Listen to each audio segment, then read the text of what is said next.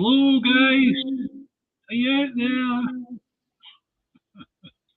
I'll be there in a minute. Just get Facebook up.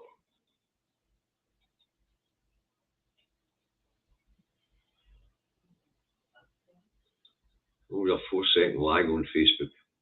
Quick impression. I can't see you.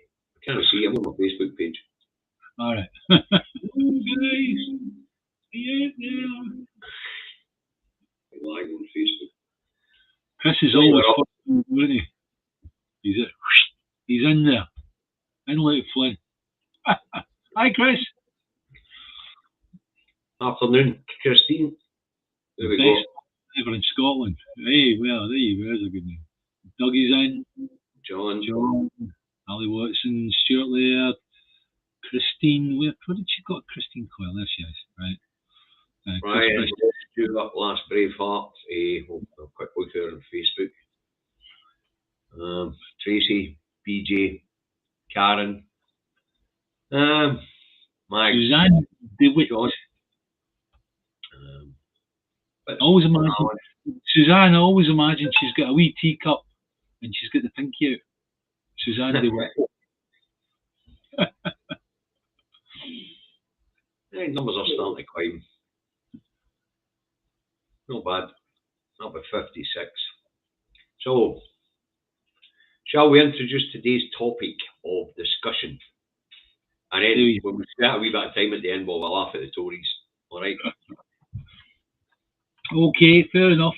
Here it is. If I can get to the top of the bloody page so I can read it out properly. Building a new Scotland, a stronger economy with independence. We're doing the summary, so if you want to quickly bring that up, you can do. But we're gonna. I'll bring it up. We're gonna talk about it. We're gonna pick it. As far as I'm concerned, it's a great proposal.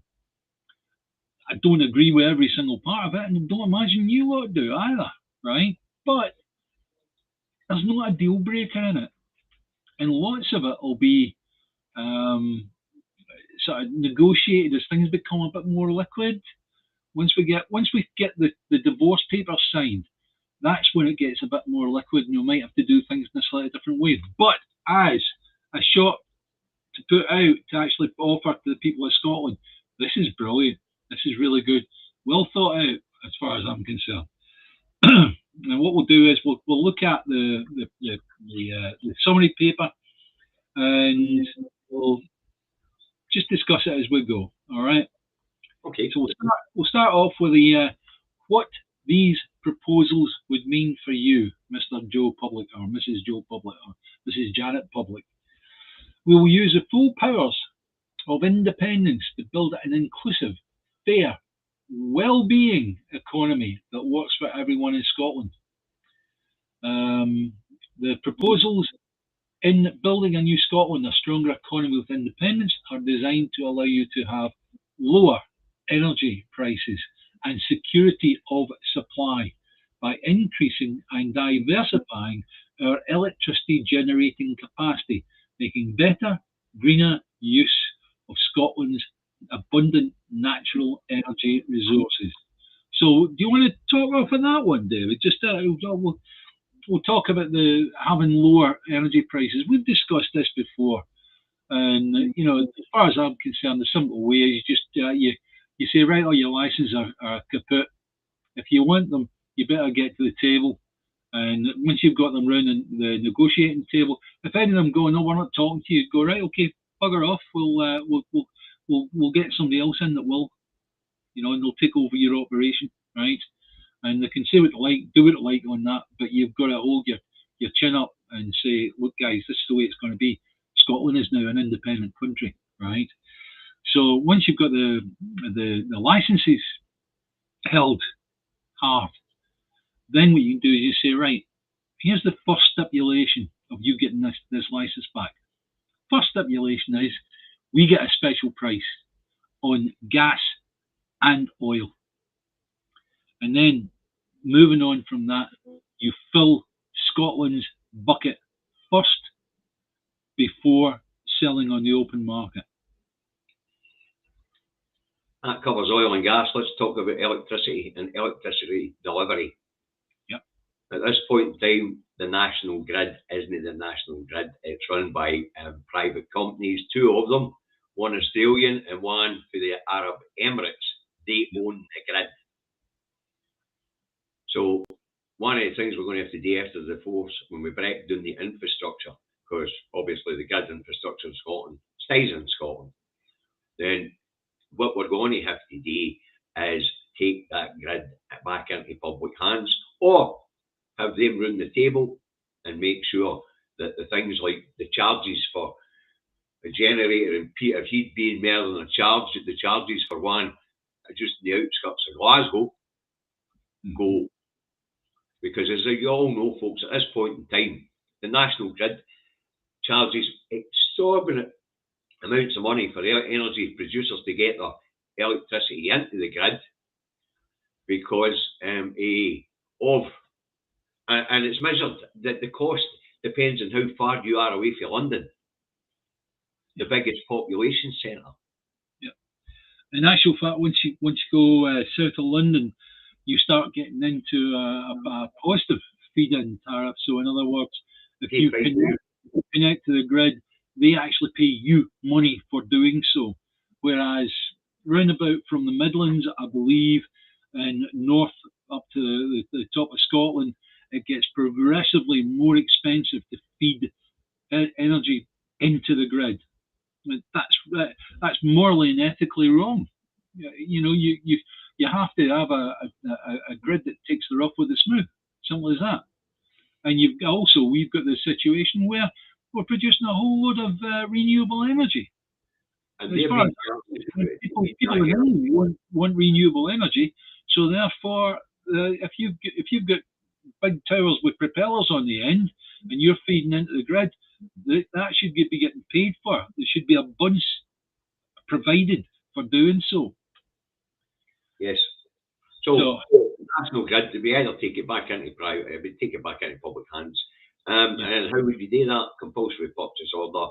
You do your due diligence, you find out what the infrastructure's worth, and you pay that to whatever one of the two companies is running the grid in Scotland, or to pay to them, split it in the middle if Peter were involved in running the grid in Scotland. Yeah. Okay. So right, what else is in this? You will have a better, fairer working life, including improved access to flexible working, greater job security through strengthened workplace rights, and if you are a young person, the same minimum wage as everyone else. That I agree with. Actually, that's a good one. You know, if you give the kids, you shouldn't be treating the kids as slave labour. Okay, they're less experienced. There's maybe an argument on that. However, let's allow them. Yeah. No, they should all be paid the same, and that gives them the leg up they need. This is the stupidity of policies that come down that road. You enter the labour market at 16, you should be earning the same as everybody else in the job that you're doing. And that way, if you're still at home with your parents for a few years, you're sticking away the money and will be able to either get onto the housing ladder, if that's your choice, or to find yourself a nice place to rent, and you'll have enough behind you to get established in your home. Yeah. So, I mean, what they're actually doing by paying the kids less down that road is they're taking money out of the economy.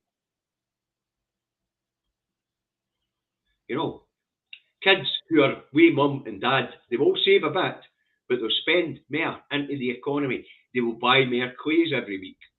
You know, they don't have mortgage, they don't have electricity, right? You bung mommy the digs. And so they've got quite a bit of disposable income, even if they're sticking away, say, 50, 60 pounds a week towards a mortgage, or towards getting a funding place to move out into their own home. So, ideally, right across the UK, they should be taking that, so that disposable income of that generation is available to be spent into the economy and strengthening the economy. But, you know, stupid does down that road. Yeah. Okay. Fine. That's. I'm going to continue on this because we've got a lot to get through. So I just want to batter on. Okay. You escape a UK economic model that concentrates on wealth in London and the southeast of England, whilst producing inequality, low investment, and low productivity. Well, we don't need to batter that thing too hard. We know that has been the case, and even down to our renewable energy, where investment initially was flooding. The UK government effectively put a blooming brake on it. Yep. Which was wrong. We still got through it, but that was just wrong. So that UK economic model is the thing we've got to break free from. We've got plans. We've got infrastructure plans and all the rest of it. And without being away from the UK economic model, we can't do it. We're always held back. Okay. Well, if you take the idiot trust, growth, right? When they've shut the market down. Yeah. And taking all the disposable income out of people's pockets. Yeah. They pay the young less, and the idiot trust has seen mortgage prices soar. They're reluctant to just legislate on energy costs, which they could well do. Yeah. The economic model, the First Minister and the Scottish Government are correct on this. The economic model down that road is crap. One of the reasons why you don't get growth and high productivity in places like the United Kingdom is because it's just no worth knocking your fucking pan in for poverty pay and shite living conditions. Yeah. It's always been the case if you show a population the opportunity and give them the money to motivate them, you'll find that the place will fly, no bother at all, because everybody will be going, oh, this is great, So the other big one, obviously, which cuts across Brexit, to regain your European citizenship and the right to study, work, and live across the European Union, right? It's okay, right? There's a question I'm going to be asked after doing this show, upside down, backside foremost, right? Is okay. You're not going to get into the European Union on day one. What are you going to do to allow us to get into the single market and all the rest of it? What are you going to do there, David? What am I going to do? I'm going to join EFTA in the interim period to get myself access. I'm going to agree to the 4 pillars. Yeah. I'm going to introduce the very first thing I would want to do is reintroduce free movement of people. Yeah. Yeah. the amount of hotels and all the rest that I've seen travelling north, they just don't have the staff to cope. And where they got the staff from before was kids coming from Europe and learning that maybe they weren't from an English-speaking country, and it helped them learn the language and all the rest of it, and they loved working in Scotland, right? When Brexit happened, they just frittered away. And a lot of hotels that had superb service, they haven't got any service now, really. The ones that I've been in, they're dreadful. The people that are working in them just cannot cope. Our tourist industry, it's important to make sure that people get good service. It's simple as that. It's a service industry. Yeah. Yep. So anyway, but the Europe thing, that's particularly important because we can't stand to be Brexitized any longer. We need. We're an exporting nation, David. Yep. We can't afford to be in this union. There's only 65 million in a market available to us, basically. We need that 450 million in a market so that we can service our companies who produce vast amounts of fantastic quality food and drink and export it to the EU. Yeah. I mean, at the time of the Brexit thing, the people who were gaslighted the most were the fishermen. Who suddenly thought, oh, we're going to get all our waters back. Think of that. Think of the riches. Couldn't they get it through?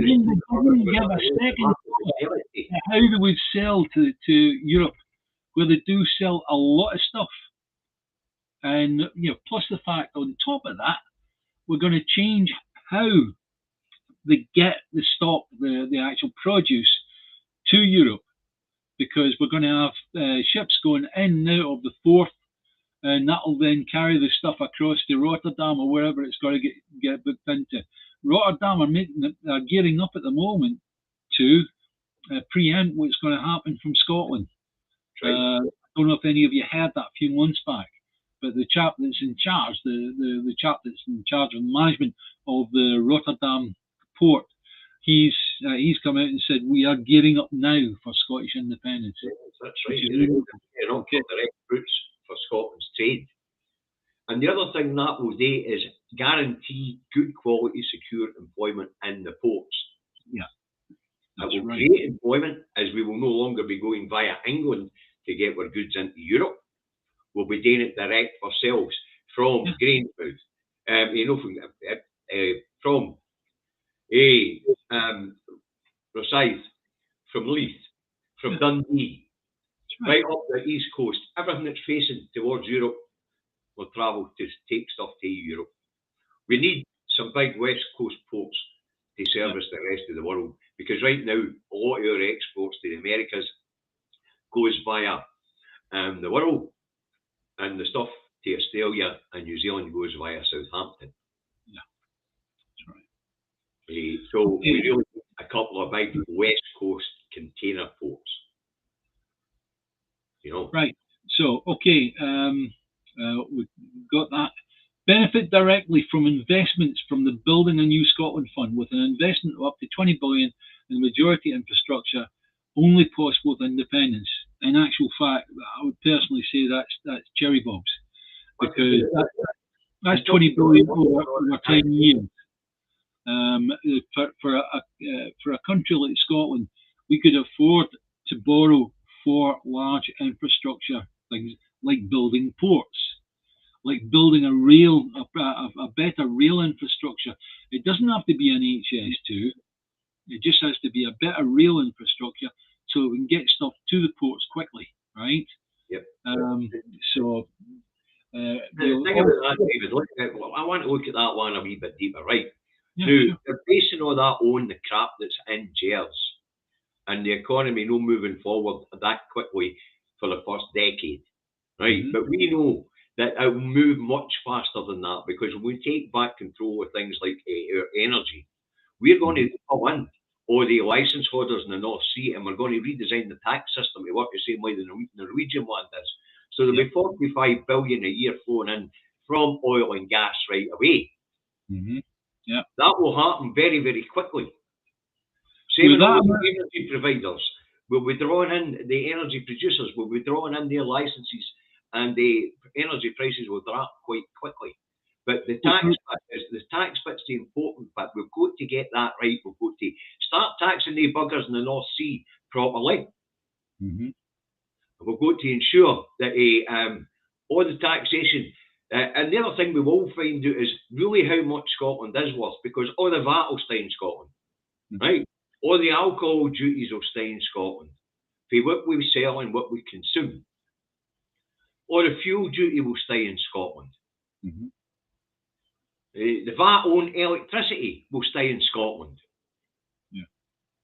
I could go on with all the taxes that are reserved.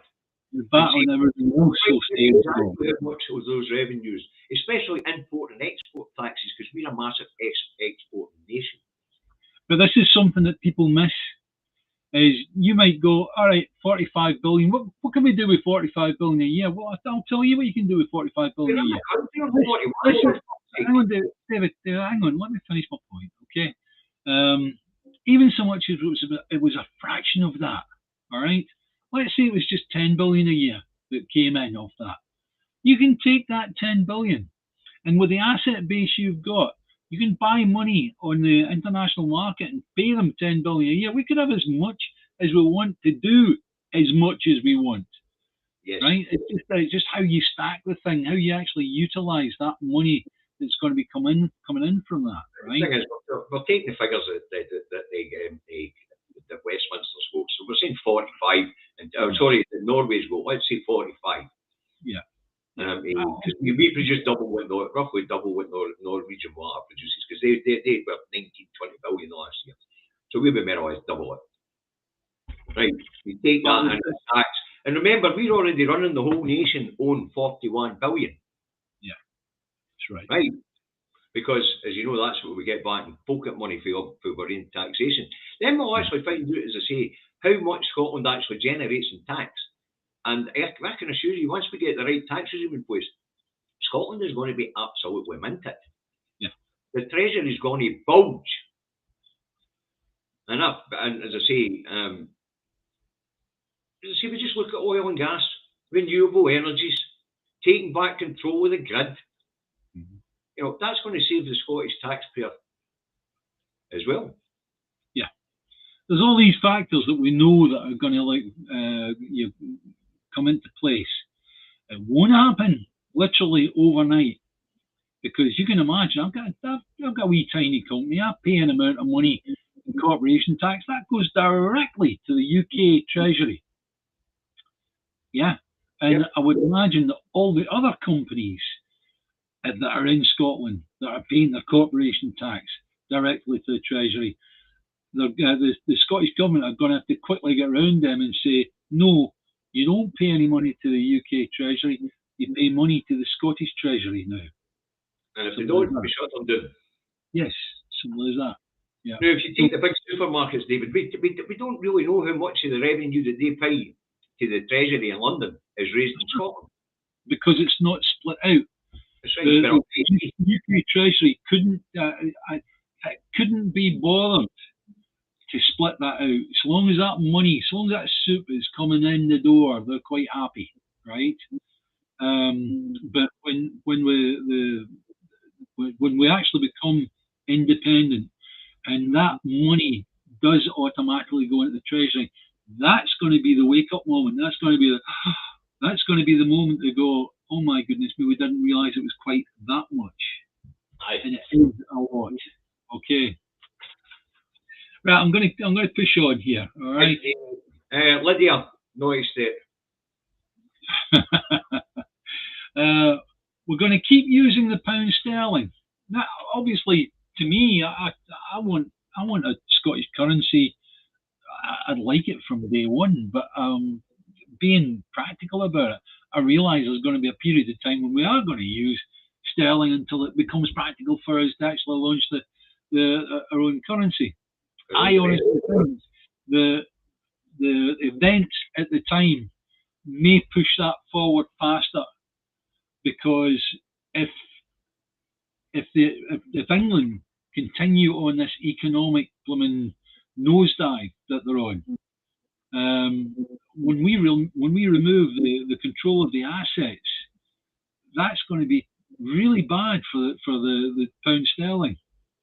Yep. And I think just events at the time are going to say, oh, we need to get a currency started.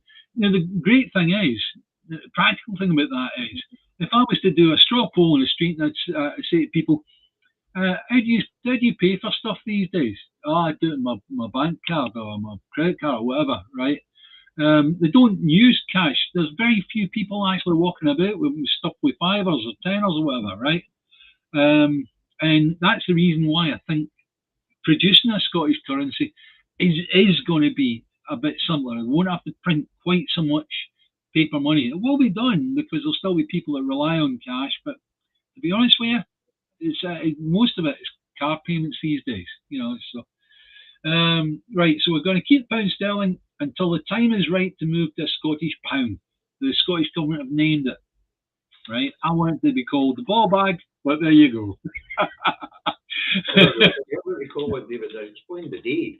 Your domestic currency generally isn't trade internationally anyway. I don't think people are that bothered what a currency is called, so long as they've got enough of it in their skyrocket to be able to live. And I think that's the important part. The whole sum has got to add up to the point of where, yeah, there is benefit here. You are going to have a wee more money in your pocket, right? And I know the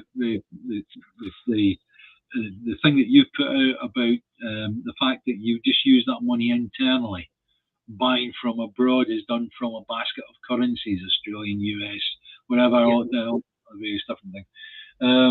But the other one is, on that one is, will retain free movement across these islands, including in the UK and Ireland. That's the common travel area. And the interesting thing about the common travel area, England doesn't have a veto. Yeah. It's the British Council that decides on that, and that includes Southern Ireland, Northern Ireland, Scotland, Wales, and England. And I imagine that the British Isles Council will still sit. Yeah. Because we will have common interests that will need to be serviced. Can I just answer Ali Watson? Don't put them up. Don't bother putting them up. I can just answer them. You're saying this is all true. This is truly all hypothetical, as we do not have the power to truly commit to and make these decisions. This is all stuff for after independence, Ali. Do you not realise that? You know, we will have the power to make these decisions. We just need to get the divorce document signed, and that's it, right? So we've done free travel area.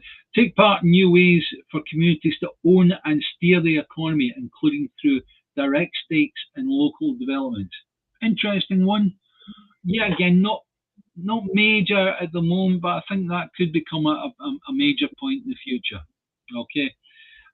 You'll also live in a country where decisions about how we use our assets, talents and resources reflect our values and democratic choices, allowing Scotland to develop the kind of inclusive, consensus-driven economic policies that serve other European countries well. Right, so that's it for your Joe blogs. That's basically what we're looking at. All right. James is telling us that England might not agree to a common travel area with Scotland. That's all right. We'll just go round them. Yeah. Ireland and Wales. Next thing I'm going to discuss, or next thing I'm going to read out for you is the next section. What the proposal would mean for business. This is really important because you figure it. You know, the majority of companies are small to medium-sized enterprises, SMEs, right? And these are the organizations that employ so many of us. So it's important that we actually deal with what independence, or what this economic proposal would mean for businesses, right? Independence would enable the creation of an economy that works better for everyone who does business in Scotland. The proposals in a Building New Scotland, a Stronger Economy with Independence are designed to help your business to escape the UK's Brexit-based economic future, which is predicted to result in a long-term reduction in productivity of 4% compared with the remaining in the EU. 4% is massive. It's huge. It doesn't sound a lot, but when you consider all the businesses in the UK, 4% is massive. And you know what's going to happen is we'll see businesses, if we continue on this route we're on and stay on it, you'll see a load of these businesses closing down.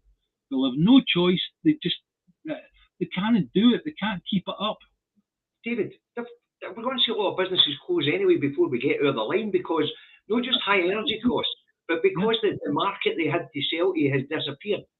I mean, that study by the CBI that said that 50% of small to medium enterprises have stopped doing business with the EU because it's too bloody expensive. That means they've only got the internal market in the UK to play with, and that means they don't have the customer base to sell to.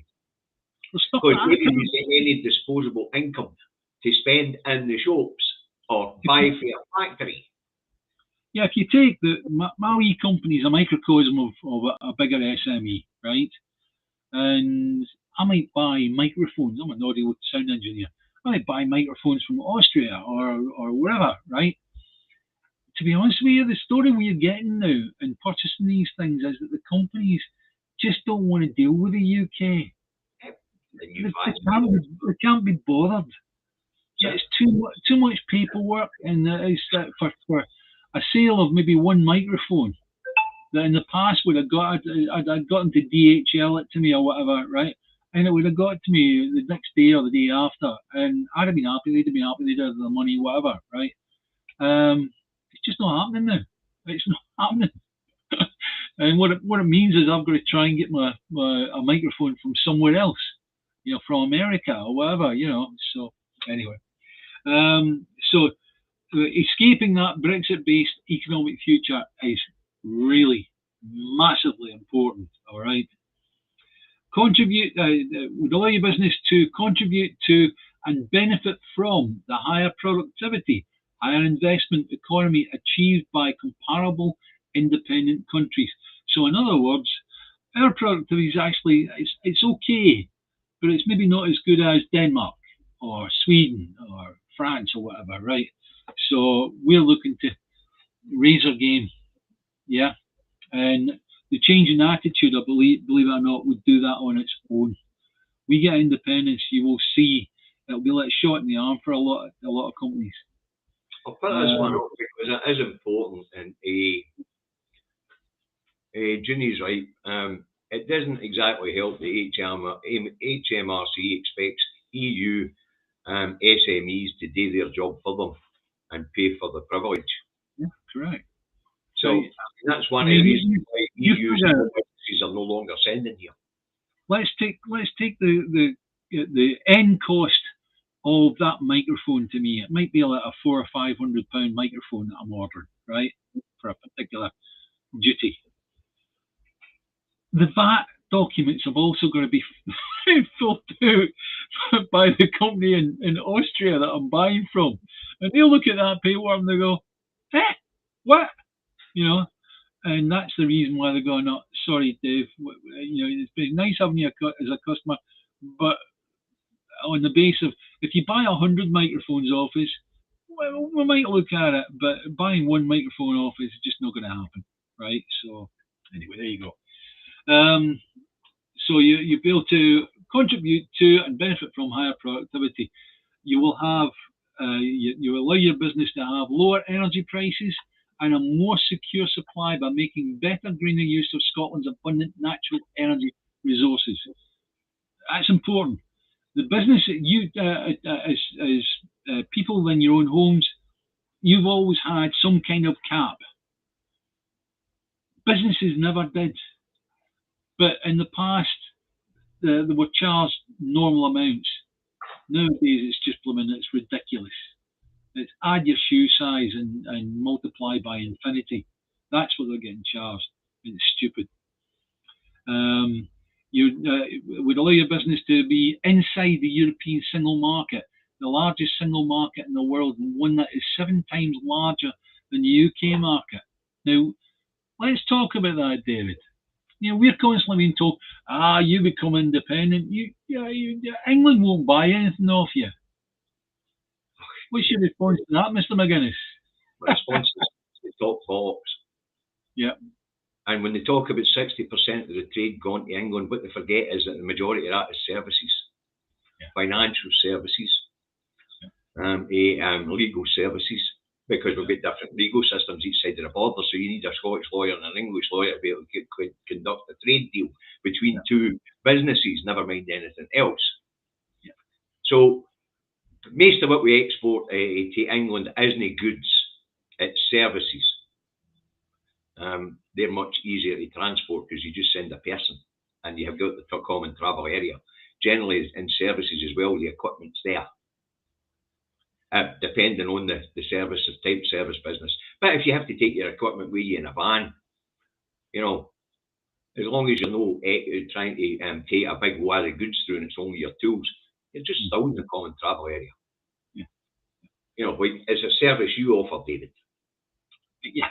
Even so much as, let's say it was, it doesn't matter what government would be in power in Westminster. Let's say they took a hissy fit and they decided to regurgitate the Alien Act, right? All they'd be doing is cutting their nose off to spite their face. They certainly would now. When the Alien Act was introduced, they could produce enough food to feed themselves. At this point in time, they take all our excess food. And also the supplier of good quality food and drink. Yeah, they also take water as well, right? Yeah, and there's all that sort of stuff, and there's all the renewable energy. It's still a blatant fact that England does not have the renewable energy resources. It maybe will do someday, and I hope they do. I hope they get on with it. But at the moment, they don't, because they're suffering a lot with NIMBYism. Don't build it near me, right? But so they're still going to want renewable energy.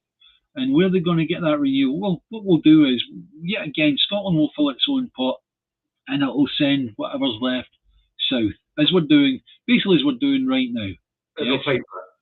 Yeah, but they'll pay for it. The difference is,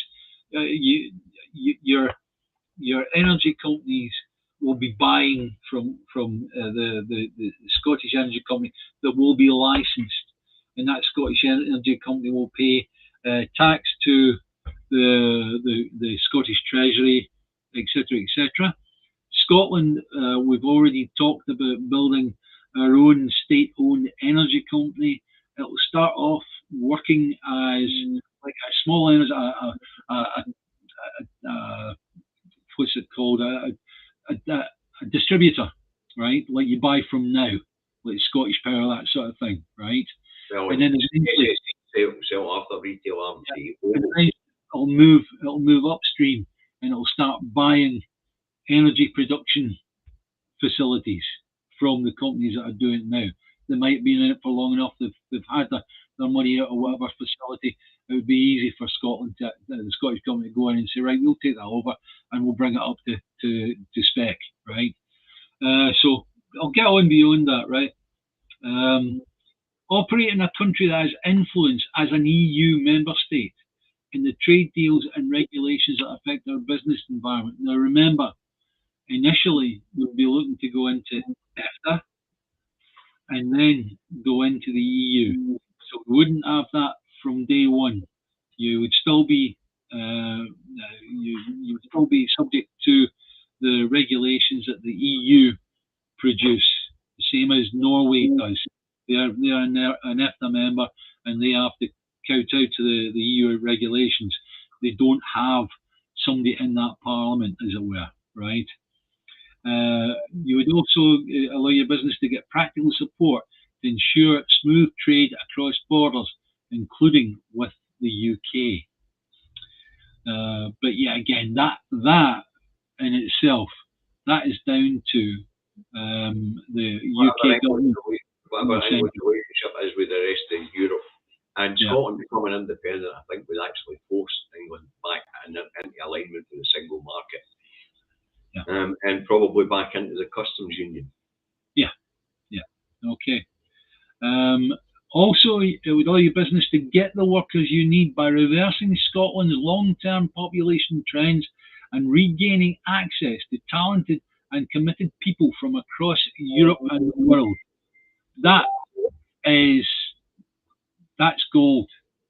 That in itself is gold. Being able to open up Scotland to people from Europe that want to come in and work across here. It's like we're starting a country that we could house 20 million people easily, right? We don't have the infrastructure for that yet, but we could take 20 million people. And also, how we're going to get there? We're going to need a hand. We're going to need to attract people from Europe and all the rest of it to come and help us build it, right? We're not going to be able to build it all ourselves. So getting the workers you need by reversing Scotland's long-term population trends. The long-term population trend was, like my family, when I was a kid, I watched all my sisters moving to Canada. My mother stood in the doorstep, cried her eyes out, but that's what happened because there wasn't enough of an opportunity for them here. They saw the big opportunity as being abroad, right? So we'll be able to, that will be a shot in the arm to families. Traditionally, as part of the UK, Scotland's biggest export has been with people. The brain drain. Is the figure still around about 50 billion in diaspora? Round about that. Yeah, that's massive. Yeah, absolutely massive. And next is your benefit would get a benefit from investments made by the Building a New Scotland Fund, including in more energy efficient business premises, net zero technologies, and a better digital and mobile connectivity trade. And sorry, a better digital and mobile connectivity. Also related to trade in a country that would be an attractive destination for investment. Now, a country that is attractive to investors from abroad, that's wonderful. You know, you've got investors would come in, say, "Oh, well, Scotland's now with Europe, right? Okay, let's get in there, create a footprint, more jobs, more money." And when you've got investors coming in, bringing in enough businesses, eventually they'll start having to compete with each other to get staff. So therefore, wages would tend to creep up. All good. All good. Yeah? Got to get there first, though. We have to get there first. The other one is you would also, your business would be able to increase its dynamism and productivity by taking a new approach to fair work, one that is better for employees and employers. Okay. That's one of the main reasons for needing independence, David, because at this point in time, we don't have control of employment law. That's right. And what they're doing down that road is they are hacking the labour market to bits. They are pulling the teeth out one by one of the trade unions, and collective bargaining in England will soon be a thing of the past, and we're back to the days of Scrooge. You look at the European countries, what they tend to do is the governments tend to have a good working relationship with the unions. They've got unions as well, right? At the time of Maggie Thatcher having a fight with the coal miners, was it the Netherlands that had a coal strike? But the coal strike in the Netherlands was solved in a matter of weeks, whereas Maggie Thatcher kept it going because her intention was to break the unions, right? And that's a situation that we cannot allow to develop or go on. The unions are the representative of the people. The people work in the businesses that produce stuff and help everybody and keep employment going, all the rest of it. So therefore, a link between government and unions is, to my mind, a good thing. So we need a closer working relationship with the unions in Scotland. Mr. Carpenter, I'm afraid you're wrong on that one. The Europeans didn't all stay in England. I worked in the logistics, James, and I was going to Dublin to building sites and things like that. And I'll tell you what, the amount of Poles and Romanians and Europeans working on the building sites, massive. They all work in Scotland. I've worked for some really massive logistic companies. The most recent one, XPO. Up until Brexit, we had lots and lots of Eastern European drivers working for XPO. In fact, one of my big mates, Michael, I spoke about him when I pulled a guy up in Elgin. When he said to the woman in the bakery that Michael and I stoked it to get for dinner, there was Michael getting his food. Then there was an English soldier behind me, in front of me, and then there was me.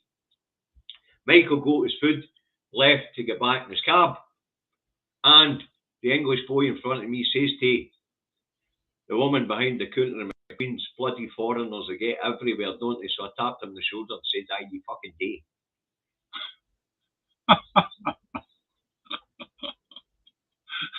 I mean, Big Michael's a big mate of mine, known him for years. He left and went back to Poland because of Brexit. Smashing big fella. Took his Scottish wife and kids with him. Just fancied their life chances to be better in Poland than what they would be in Scotland because of Brexit. So you rang at that, James.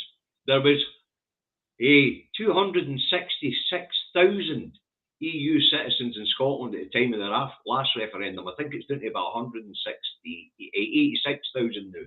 because of Brexit. So you rang about them Austrian and England, James. They didn't.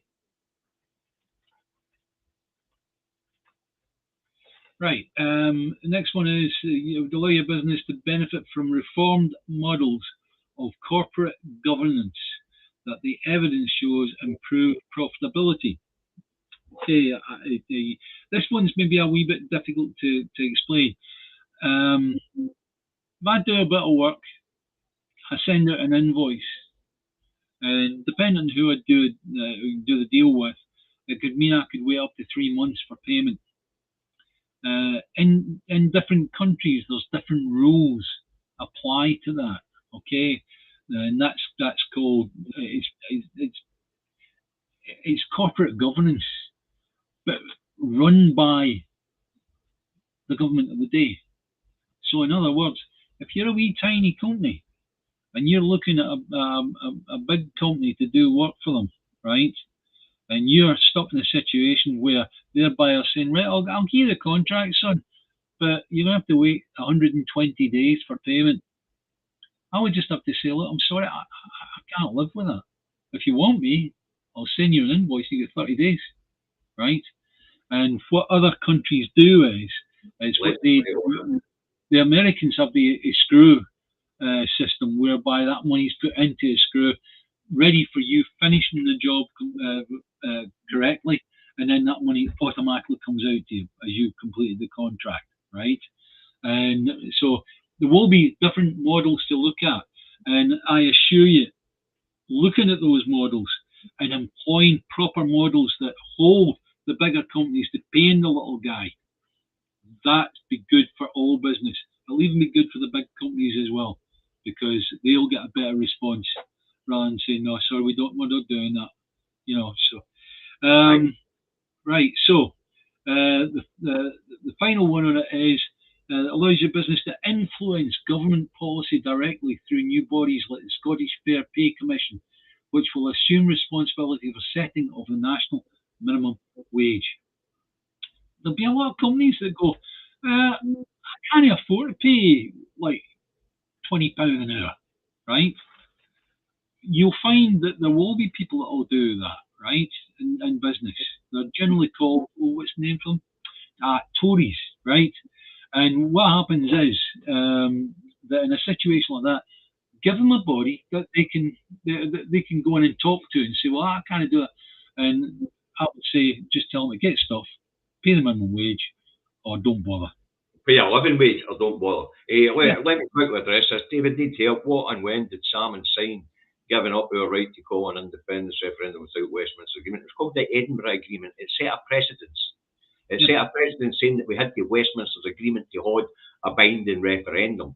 That's why the First Minister is going about trying to arrange a consultative referendum rather than a binding referendum. Alex Salmond with the Edinburgh Agreement set a precedence. And that's very dangerous. Where the loophole that works for Miss Salmond, Miss Sturgeon, is that Brexit was a consultative referendum, and they carried out the will of the English people. Mm-hmm. So the pressure will mount on Westminster to submit to the will of the Scottish people, whether it's a consultative or a legally binding referendum. But as I say, Westminster, whether they recognise it or no, the pressure will come from outside if the international community recognise the result of a consultative referendum. Because when Sturgeon declares, the international community will rush in and declare that they recognise Scotland as an independent country. So I understand there's a wee bit of a race on that one. Aye, between Iceland and Norway. Yeah. The EU 27 are no be long, and when they waltz in the door, the EU 27 waltz in the door, watch the big economies in the world come to heel and recognise Scotland as well. I think the watchword here is so long as we do it properly and we're seen to be doing it properly. And this is what Nicola takes a lot of stick off all sorts of different people, right? Oh, you're being too soft, or you should be declaring UDI, whatever, right? But Nicola is well aware that she, at the end of the day, needs a recognition from all these other countries to make independence stick. If you don't have the recognition of all these countries, you're stuffed. So it has to be done properly and in a way that all these different countries recognise, well, they've done it the right way, they've done it fair, and the people have said yes, and that's it, right? So, anyway, and right. you understand that because of the way the UK constitution isn't codified, then precedence is important. Yeah. So setting the precedence by agreeing to Westminster, issuing that Section 30 order, that was agreeing basically that we needed Westminster's permission for a binding referendum. Mm-hmm. Yeah. Now, the next section, what I'm going to do, I'm going to read it down, and David, what I'll do is I'll ask you just put your hand up and stop. All right. Well, I won't see you. I'd shout stop, and we'll discuss that bit. All right. Independence would enable the creation of an economy that works better for Scotland. The proposals in building New Scotland, a stronger economy with independence, are designed to allow Scotland to grow the economy in a way that works for everyone. Comparable European independent countries have national incomes that are, on average, £14,000 per higher than in Scotland, over £11,000 excluding Ireland. This is not performance that Scotland could match overnight, but it does demonstrate what is possible while maintaining more egalitarian societies. It allows Scotland to demonstrate there is no trade-off between greater prosperity and greater fairness. Indeed, as those independent countries show, economic dynamism and the social solidarity reinforce each other. It would allow Scotland to take advantage of our massive renewable energy resources, so they are the bedrock of an independent Scotland's new economy. Hydrogen, for example, powered by renewable electricity, that's green hydrogen if it's powered by renewable electricity, may be Scotland's greatest industrial opportunity since oil and gas, supporting up to 300,000 jobs. It would allow Scotland to build on the success of devolved decision making by making the most of other key Scottish economic strengths. It allows Scotland to put up a partnership approach between businesses, unions, government, and others at the heart of economic policy making. It would allow us to escape the damage of Brexit and grow our international trade. It allows Scotland to make the well-being of our population the fundamental aim of that partnership approach. So in other words, what they're talking about is a true partnership with the people. They're a wee parliament, and I live 45 mile away from them, so it's just a car journey to me, right? So we've all got fairly easy access to Holyrood, right? And having that partnership between government and the people, that's something we've not really had before, properly.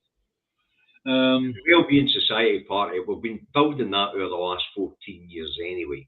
Over the last 20 years, actually, since the Scottish Parliament came into inception. I spoke about this the other day. We've got free social care for all who need it, not just the elderly. Yeah. You know, we've got the child payment, which is actually keeping the rate of child poverty down in Scotland in comparison with other parts of the UK. We have the baby box giving all our children a great start in life. We have extended early learning for children to give them a leg up before they start primary education. And it also allows their parents to be more productive in the economy. So we are already building that, but we can only build so much when there is so much that is reserved. For example, workers' rights and labour markets are reserved. And as has been pointed out in the comments, they intend to trash our rights and the safety and our workers' rights, and of course all European standards that have been set so far, as there's the intent to burn all the EU legislation out of the UK books. So that would mean that all the protections that are being offered by the things like the Working Time Directive, the Driving Hours Directive, the safety standards set in manufacturing, all these things in the round, they intend to burn down that road. And that will leave us with an American-style market. There'll be no maternity leave, no paternity leave, no paid holidays, no weekend off, unless you work with a big multinational. Because the wee businesses and SMEs in America go 24/7, 7 days a week. Yeah. You know? Yeah. And the labour, there'll be no protection for your employer. So it's important and it's important that we get independence so that we can take control of our labour market, so that we can take control of our workers' rights and strengthen them, and so that we can take control of legislation which controls what trade unions do, so we can take the leash off them again. Okay, the final bit is would allow businesses to have, or allow Scotland, to have a migration policy tailored to our needs, growing our working population and boosting national income and productivity. And a wee bit that I'm going to add is, and we wouldn't be sending anyone to Rwanda. It's as simple as that. You know, if people are fleeing an area where there's been a war or whatever, and they need to get to our country and move in, fine. That's it. Yeah, we'll have a migration policy. Hey, you seen somebody posted on Facebook that Richard Murphy would not support Scottish independence due to Sturgeon's currency plan. It was misquoted. I saw it and I responded directly to the person. To be honest with you, Mr. Murphy thinks we should start the currency in day one. Yeah, we could start at day one, but it will be the domestic currency. We'll still peg to sterling anyway, and we'll probably use the GBP as they call it, the Great British Pound, when trading internationally. But that's not really down to us. That depends on who we're buying for and what they want out of the basket of reserve currencies, the safest currency at the time. Generally, most international companies want paid in US dollars. Yeah, what Richard Murphy actually, what he said was he wouldn't vote for independence, based on his keeping the hold of sterling, right? And it was a tongue thing because Richard doesn't live in Scotland, right? And that was what the point of was. Can we trust anybody that doesn't? Listen, I trust the professor's judgment, but we're going to have to take a pragmatic on this because England will be a basket case if we remove our assets for day one. Yeah. There's going to have to be a time of adjustment. And of course, there's the amount of time it can take to set the currency up. 3 months it can be done in. We both like Richard Murphy. There you go. Yeah. Well, we both follow him intently on what he says and what he comes out with. And when he makes a tongue-in-cheek statement like that, people should learn. For goodness sake, grow up. All right. So the next one is the Scottish Government's proposals for the economy of an independent Scotland. Why choose independence? The economy of the UK is delivering low productivity, stagnant wages and high inequality. The UK government policies are making major economic challenges such as inflation, inequality and the cost of living crisis worse. Instability and uncertainty are increasing as financial markets express a lack of confidence in the UK government's economic management and competence. Because of Brexit, Scotland has lost the full and free access we once had to the huge European market. This is impacting on our economy, including our levels of trade and how competitive our businesses are. The evidence set out in the full publication shows that Scotland has the potential to do so much better than this. Independent countries comparable to Scotland are happier, wealthier and fairer than the UK. They're amongst the most successful economies in the world. Scotland has a great economic strength. We have skilled people, the dynamic businesses, natural resources, including vast, lower-cost renewable energy, to be just as successful as comparable independent European countries. Independence offers Scotland the chance to build a stronger economy and a more just society for this and future generations. Okay, it goes on into what the shortcomings of the UK are. I think we've all had it up to there in terms of seeing what the UK economy are not doing, right? And we know the major underlying problem with the UK economy is Brexit. So I feel that we've covered the most important points. Okay. The thing is, David, as you said at the beginning, this prospectus isn't perfect, and it will be fluid once we sign the divorce papers. It has to be. But we'll need to be a nimble, flexible nation anyway, the way that most small nations of our size are. But as I say, when you get right down to it, there's no deal busters in it. That's right. There's nothing there that I can find to have a go at. There is nothing. There's a few things like the speed of get the currencies in place and things like that. Yeah, again, let's sign the divorce documents and then we'll see. Yep. We know that the currency will be one of the things that will happen faster than what the prospectus lays out. Yeah. And the prospectus doesn't lay out a timetable for launching a domestic currency. Right. Just to answer you, Robert, there, David Milligan is trying to get Richard Murphy on the show. I haven't approached him yet. I will do. We've been dealing with quite a fair number of things over the past week or so. But I will get on to it, Robert. I promise. Yes, Chris. She did talk about debt inheritance after independence. It's not because we have any responsibility for it. It's a moral thing. But I mean, we're not going to even. David and I have discussed this.